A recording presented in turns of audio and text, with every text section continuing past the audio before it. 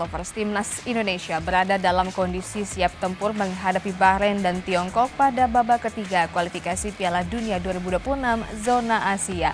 Dua pemain naturalisasi baru Eliano Renders dan Mace Hughers juga dipastikan bisa tampil pada dua laga besok. Timnas Indonesia telah bertolak ke Bahrain pada Sabtu malam untuk bersiap menghadapi Bahrain dan Tiongkok pada lanjutan babak ketiga kualifikasi Piala Dunia 2026 zona Asia. Ketua BTN PSSI Sumarji mengatakan skuad Garuda bakal tampil dengan kekuatan penuh. Sumarji juga memastikan dua pemain naturalisasi baru, Eliano Renders dan Mace Hughers sudah bisa turun di dua pertandingan ini. Kehadiran mereka diharapkan memperbesar peluang tim Merah Putih untuk mendapatkan poin penuh melawan Bahrain dan Tiongkok.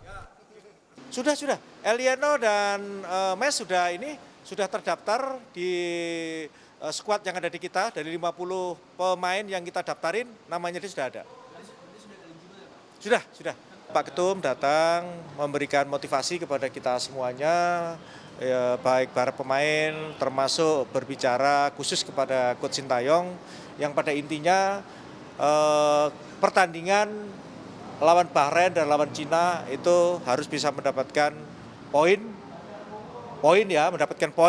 ya, harapannya keduanya bisa masing-masing dapat 3 poin, jadi kita bisa dapat 6 poin.